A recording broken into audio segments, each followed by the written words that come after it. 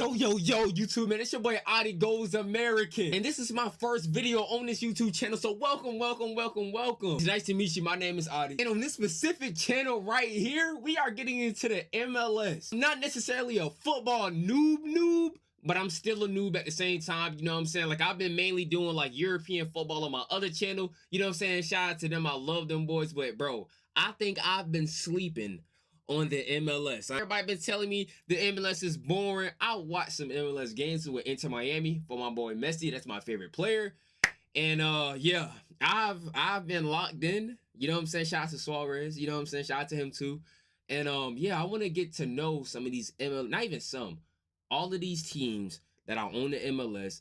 These players, I want to know every single one of them. You might be asking yourself, why am I even doing this if I'm already into European football? You might be asking yourself, why are you doing MLS if you worried about the views? To answer both of those questions in one, the honest answer to your question is I honestly don't do football for views, to be honest. Listen, I explained on my other channel, bro, I've slept on football for so long.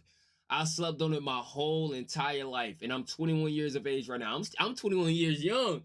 You know what I'm saying? But at the same time, bro, I slept on soccer/football my whole entire life. I literally just started getting into it maybe like 2 months ago. And I honestly just want to apologize like kind of way I did on my European channel, you know what I'm saying? I literally just want to say I'm sorry for not getting into the sport and talking bad about the sport and going on air. Everybody used to give their opinion about football/soccer, and I used to just agree with it. You know what I'm saying? Like, I didn't have my mind of my own back then, you know what I'm saying? I have a mind of my own now, and that's why bro, I've been so locked in on European football, bro. I done watched live matches, bro. I done reacted to a whole bunch of things. There's hella things to react to. Even when it comes down to MLS, I know there's games. There's so much stuff to react to, and trust me, this channel is literally going to be just that. We are going to try to cover every single team. We are going to be trying to cover every single fact, every rivalry, every crap.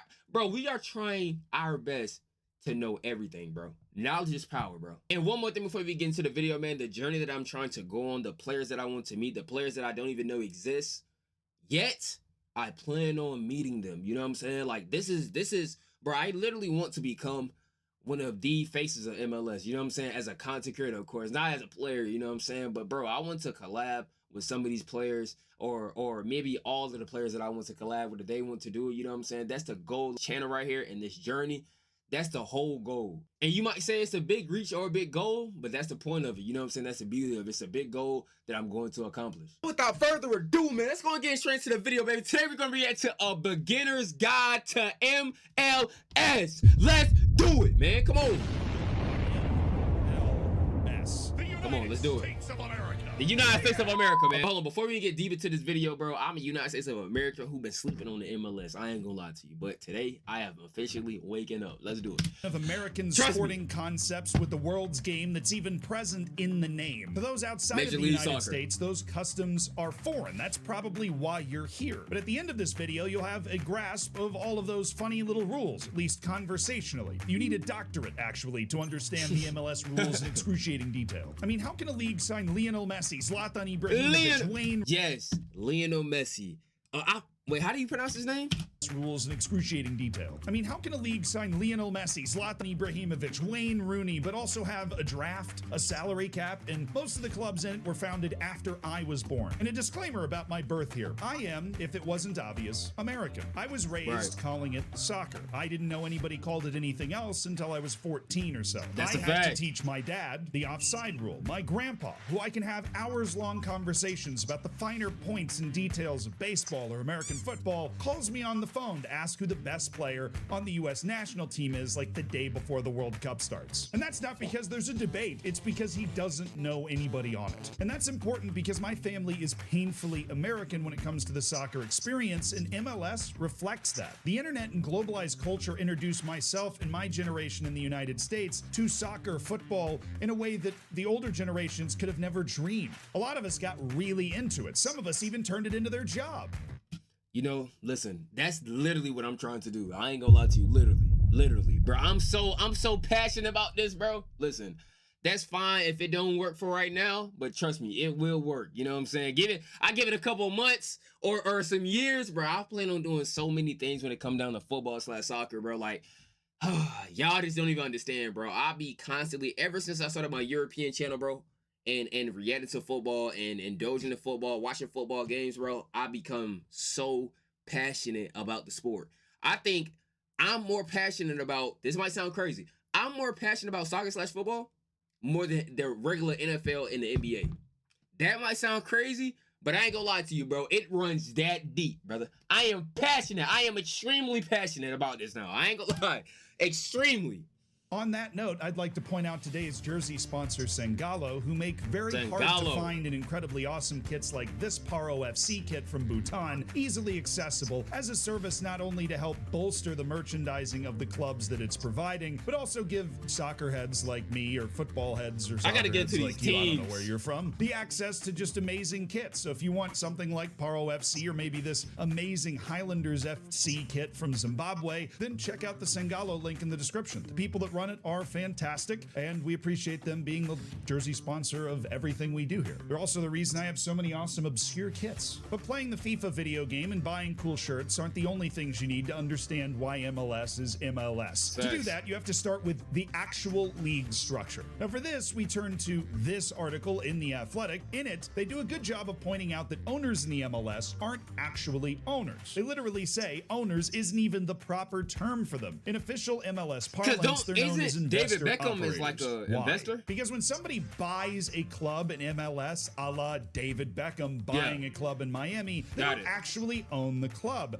MLS is one big corporation that owns every player in every club within it, and the owners are basically shareholders that are put in charge of their own little kingdoms. This isn't just different than ownership models in the rest of the world, where you basically either have fan-owned clubs or some dude with a ton of money owns everything about the club. This is alien, and there is a reason MLS runs this way. Because when it was founded, the landscape of soccer football in the United States was completely different than it is now. The precursor to MLS was the NASL, the North American NASL. Okay, let's go back. My fault. Than it is now. The precursor to MLS was the NASL, the North American Soccer League, and it came into existence in 1968 as the first viable national top league in the U.S. It exploded in popularity in 1975 when Pele signed for the New York Cosmos. Wait. Pele was over here. Wait, what? What? Other owners and other clubs tried to follow this model by also signing stars. So there was a huge influx of star power. Anybody from Johan Cruyff to Franz Beckenbauer, they all came to the United States. This resulted in the same issue that ended up bringing down the Chinese Super League, which was reckless spending and basically the earning power of clubs depending on them being a traveling circus. And don't take my word for it. You don't have to, because those are the words of Philadelphia Union head coach Jim Curtin when he talked about this 2 years ago with CNBC. There weren't the soccer-specific stadiums that there are now, and it was kind of like a traveling circus. Bro, I ain't gonna lie to you. I know this is kind of not off topic, but it's not talking about the video when I say this. But, bro, I've been calling it football for 2 months. I literally said soccer, I believe, in like my first European video. Oh, I was reacting to the sport, you know what I'm saying, over there. Bro, they got on my head, y'all. You hear me? Like, bro. They was inside my comment section. Oh my God, don't call it soccer. It's called football. You know what I'm saying? And, you know, they're definitely right. So, you know what I'm saying? I had to adjust myself, you know what I'm saying, to call it football. You know what I'm saying? But now, since, you know what I'm saying, this is American turf right here, I feel comfortable saying soccer. I hope I don't slip up again and say soccer in my European vids. But here, I'm more comfortable with soccer. All right. It's almost, and it was a little bit out of control. Now, the traveling circus was usually the New York Cosmos themselves, who sold over 70,000 tickets for their home games for people to come watch Pele and Beckenbauer, and obviously other teams not in New York couldn't match that level of spending. This is detailed incredibly well in an article by the LA Times in 1994 that came out as MLS was just starting up as a requiem on the NASL. The article lays it out, says owners tried to keep up with the Cosmos and they didn't have the resources to do it, the league didn't support them, and one by one, team after team burned itself out. Teams would overspend and then fold, or even worse, have owners that didn't really care. Once they saw they were losing money, they were out. Mark Brickley, the VP of Public Relations for the Cosmos, said that the issue was the owners. We made some critical mistakes, chief among them expanding from 12 to 24 teams without researching and carefully planning the ownership groups. You know, I was just about to ask, how many teams is there in the MLS? The questionable ownership choices meant the NASL ballooned quickly up to 24 teams, and by the time it ended in 1985, there were only two teams that were willing to keep playing. That's why the league folded. Golly! Well, that and they had jerseys like this. The NASL Nice. They be crop top. star burned bright, but it burned fast, and MLS was designed specifically to combat that experience. That's why all the rules are so freaking complicated, and that's why there's collective ownership. It's really hard to take your club away and just fold it as an entity when you don't actually own the specific club. As for MLS, after the 1994 World Cup in the United States, part of which the US had to promise to build a top league, MLS kicked off in 1996. And we are underway. Major League Soccer has begun. It kicked off with 10 teams from LA all the way to DC, and it was not glamorous at all. And that wasn't just because of a lack of interest in the US public, it's because the league was absolutely dedicated to the idea of controlled spending and competitive balance. You might have heard me mention this earlier, but from the onset, player contracts were owned by the league themselves. Tab Ramos, the first signing in league history, was signed by the league and then assigned to the New York Metro Stars. Like, the league signed him and then just said, you're going there because we think it's the best move. Despite this unique contract structure, the league was able to lure a couple of big names from the World Cup team like Lawless and Eric Winalda. That created a first season bump in attendance and interest that didn't really last. And this was made a lot worse by the fact that teams played in these cavernous NFLs. But I don't mean to pause it too many times, you know what I'm saying? But bro, you know, if you made it this far, I am so excited to learn more about the MLS. I am so excited to continue this journey and meeting y'all who going to end up supporting me. You know what I'm saying? You might not know it now, but you're going to end up supporting me. Just best and believe that, my brother or sister. You know what I'm saying? Listen, we are going to endure. We are going to watch. We are going to enjoy. We are going to appreciate this MLS right here. I ain't gonna lie to you, you know what I'm saying? Well, y'all, I'm pretty sure y'all already do, but I'm definitely going to be on that boat. Trust and believe me. Stadiums of 50 to 80,000 seats. You see, MLS had learned a lot of lessons from NASL, but it hadn't learned all of them. I mean, their initial reaction to try and attract fans was to try and add things that American fans would ideally be more familiar with. Like in tied games, there would be a shootout to try and determine the winner. And instead of a 90-minute clock counting up, there were 45-minute clocks each half counting down to 0. But once they realized this didn't work because it just alienated people who already liked soccer, football, and didn't bring in anybody new, these were gone by 1999. In a bit of a desperate bid, just like the NASL, the MLS thought that its future and success might come from expansion. In 1998, it added a team in Miami and Chicago. But even with additions and tight financial controls, the league reached the brink in 2001, just 5 years after it was founded and 6 years before David Beckham arrived. And the reason it was going to fold is the losses were terrible. In the first 5 years of the league's existence, it lost $250 million. $250 million. Oh my Don Garber was brought in 1999 as the league commissioner. Yeah, bro. Losing $250 million, bro. I don't even blame him. Fired the last guy after only 3 years. Despite that change, by 2001, the league was fully prepared and planning on folding. If it wasn't for a few individuals, it would have folded. The main one being Philip Anschutz, the owner of the LA Galaxy. Commissioner Don Garber would go on to say in 2006, with no Phil Anschutz, there's no MLS today. That's because at various points of the 10 founding teams in MLS, he owned 7 of them. Most of them at the same time, taking on massive losses in order to keep the league afloat. He sold his stake in all those teams and I would hope got all of his money back, but for his incredible decision to take on essentially the whole debt of MLS at the time, he is one of only 4 recipients of the Medal of Honor. Goddamn though, but how much money does he have to own 7 teams? US soccer. Even with Anschutz and others stepping up in 2002, MLS contracted from 12 to 10 teams. They dumped the team in Miami Miami that had just started, and one of the founding members of the Tampa Bay Mutiny. Which, on a side note, I actually went to mutiny games when I was a little kid. My dad thought it was cool. If I can find a picture of me at a mutiny game, I'll put it up on Instagram when this video comes out.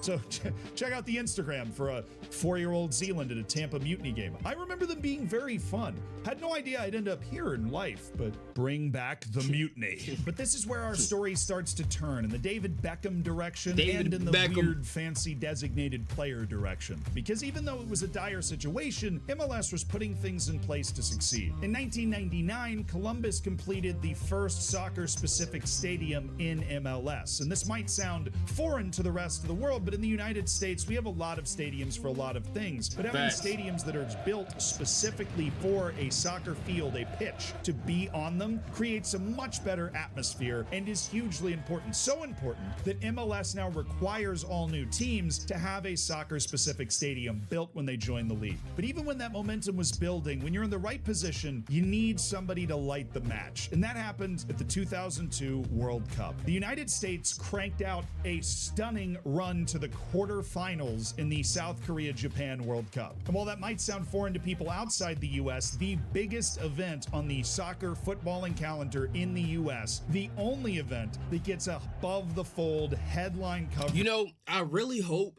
that like American soccer is really like I hope like the fan base and like the atmosphere is really passionate. I ain't gonna lie, that's another reason why I love European. I probably had got into that first because of the atmosphere. I love the atmosphere when people are chanting and like the crowd is going wild, bro. There's barely even any phones, you know what I'm saying, getting pulled out, bro. You enjoying your time, you enjoying the team that you rooting for. That is what I want. I ain't gonna lie to you, bro. I love a loud atmosphere, bro. Like, I love it, bro. To my core. Wall to wall for people that don't even care about soccer is the World Cup. The U.S. making the quarterfinal was a huge deal. How huge? Over 61,000 people attended the 2002 MLS Cup final. Remember, at the beginning of the same year, the league folded 2 teams. By 2005, stadiums were being built, finances were stabilizing, and young American players were starting to get purchased, like Tim Howard going to United for $4 million. And this is when MLS, from 10 teams, started to expand once again. It added Real Salt Lake in 2005, as well as Chivas USA, but that was folded down the line because of lack of attendance. Houston Dynamo joined the following year by stealing San Jose's team, and then San Jose got a new team. It's always weird, but the point is MLS felt comfortable enough to expand again multiple times, and then it got the ultimate match, the bomb. And our Oppenheimer in this case was David Beckham in 2007. And what enabled that to happen is MLS finally broke from its tightly controlled salary regulations and created something called the designated player. It's colloquially known as the David Beckham rule. A designated player is somebody that only counts as $400,000 against your salary cap of, at that time, $2.1 million, and you can pay him a lot more than $400,000. It just has to come out of your owner's pocket. And so David Beckham got paid a massive bag to come to LA. And this was obviously a delicate balance, but a huge success. By 2010, MLS added a second designated player spot. You could even pay extra money to the league to get a third designated player spot. Now there's a rule that if a player's under 23, you don't even have to buy that third designated player spot. They just get it for free. Like former Barcelona starlet Ricky Puig. That's how he ended up in LA. He is a third I didn't even know he was here. Designated player that you don't have to pay for. Well, you have to pay his wage. You don't have to pay for the extra spot. You get it. And that's it. Just 3 players. Now, if you sell a player like Alphonso Davies to Bayern Munich, for example, you can use a part of that money from the sale to pay players' wages down to reduce their impact on the salary cap. But outside of those 3 guys, everybody else has to be within it. Now, this runs directly in the face of the idea of the MLS being a retirement league, because MLS is actually terrified of designated players because of what happened to the NASL. Now, obviously, David Beckham was a genius move, but you could just have easily have gotten Andrea Pirlo, who came to NYCFC and just didn't do anything. And you get enough Andrea Pirlos, then you sink your entire league like the NASL. And now that the league has found a basis for financial success, the emphasis on controlled salaries has led all of the clubs to focus on developing young talent, because you just don't have to pay them as much. And this was a key corner cornerstone of MLS when it was created. The U.S. national team coach back in 1982 said the NASL contributed no foundation to his team when the team failed to make the World Cup. MLS wanted to make sure that never happened again, which outside of a really terrible night in Trinidad and Tobago has been true. But the World Cup boom and the David Beckham boom finally gave MLS the tools to do what it always wanted to do, which was expand.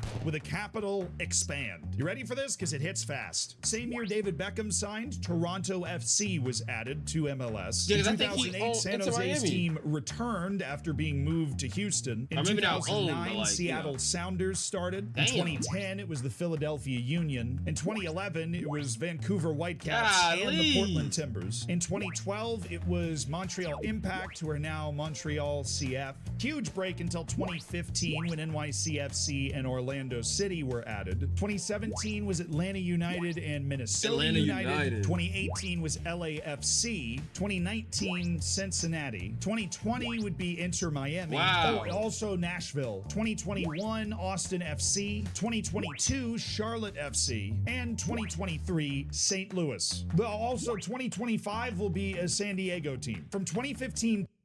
Wow, and just in 10 years. So I wasn't counting. So that's like 24 teams now. 11 teams have been added to MLS, it's like 24 including teams Miami, Inter Miami, where Messi is right now. And when San Diego joins MLS. Oh my gosh, bro. Let me go back, bro. I want to meet Suarez. I don't even know if Suarez is going to retire, but I think MLS just, not MLS. Messi just signed, I believe, to 2027 to 2028. It's 2025. Bro, I want to meet some of these key players, bro. And I know there's players, it's other players. Like, I forgot, it's like Abraham and Bro, I don't know how to pronounce his name, but y'all know who I'm talking about. I want to meet him, bro. There's so many other greats that I want to meet, bro. Son, because I believe he plays for LA Galaxy. Oh, my gosh, bro. There's so many people that I want to meet, bro. I ain't gonna lie to you. I know it's going to be so many people that I'm going to discover and then want to meet, but I'm telling you, bro, I will get there. I will get there, bro. Y'all will see me at a game, bro. I'm telling you, bro. Y'all will see me at a game. Inter Miami, where Messi is right now. 100%. And when San Diego joins, MLS will be at 30 teams, which is comparable with every other major sports league in the United States. And the value of MLS and the value of these individual clubs, it's all been skyrocketing. Remember that massive debt MLS had like first 5 years? Well, now the San Diego club cost $500 million to buy into. And why is this all possible? Controlled financial projections and hugely intense ownership vetting processes. And it feels like MLS is positioning itself well again. And that's because soccer is booming in the United States. In that CNBC story we referenced earlier from a couple of years ago, there's a Gallup poll that shows that in Gen Z, soccer's the second most popular sport in the US, tied with basketball. The same report says that in the generation after Gen Z, Gen Alpha, it's the most popular sport. But, huge but, soccer popularity does not equal MLS popularity, and that is a gap MLS is trying to close. That is a fact. Let me lay it out for you. You're a soccer fan in the United States. You love to foot some balls, right? Wait. You have a team in your city, you probably go and support that team. If you don't, you're probably just watching the Prem. The largest audience for a regular season match last year on ESPN for MLS was 591. Damn, that's good though. The average NFL audience is 10 times that size. But now, that's good though. The Athletic, that's because of crippling parity, where 8 different teams have won the title in the last 10 years, where teams change an average of 6 spots in the standings based off of one season. That creates the idea that it is so balanced and there's so much chaos and parity that you can't get invested in storylines. This is, of course, heightened by the playoff system. MLS is split into 2 conferences, East and West, and about half the teams in those conferences will make it to the playoffs every year. The playoffs are a brief cup-like tournament. Isn't the cup, I think it's like December 6th, right? If you made this far in the video. I think it's like December 6th. To determine the winner. The final is a single leg. It's a big event like the Super Bowl. But as I've covered, it doesn't get near as much TV viewership. And whatever the cause, the lack of national interest in the league as a whole has held MLS back from capturing a lot of the headlines, despite a ton of passion for the sport and deep local interest in a lot of the clubs. That was until Lionel Messi, who very well may be the second boom. If we look at the secret to MLS success, it was a successful World Cup and then David Beckham. Well, now there's Lionel Messi and a Lionel home World Cup Messi in 2026 with a national team that is, even in the idea of pessimists, getting better. MLS might finally be in the position to move from thriving local success to a mainstream national one. And the last part of that positioning is right before Lionel Messi came over, MLS did something insane. It signed over all of its media rights everywhere, in every country in the world, to Apple TV. It uncomplicates a notoriously complicated process. Bro, and this is why I know this is gonna sound crazy, bro, but bro, I'm telling you, I said this earlier. I want to become like a face of MLS, bro. But of stream, like I do content. You get what I'm saying? So it's like I want to become like a face of MLS, but like a face subdivision and content. You get what I'm saying? Like a subdivision of content creation. That's what I want to become. No other bro. league in the world had ever done this. That's not the first time MLS has done something no one else has done. So maybe that now you understand allocated money and salary caps, you can catch a game, no matter where you are in the world, in the same place. And like this whole grand experiment, time will tell if it was the right decision. As with every video we do, all the research is down in the description for your perusal, including that excellent piece by CNBC. If you enjoyed the video, we'd of course appreciate you subscribing. And if you want to keep on binge watching videos, this is about the tough history of Inter Miami before Lionel Messi got there. It was not a fun ride. Got it. Well, listen, hope y'all enjoyed this video here. And I hope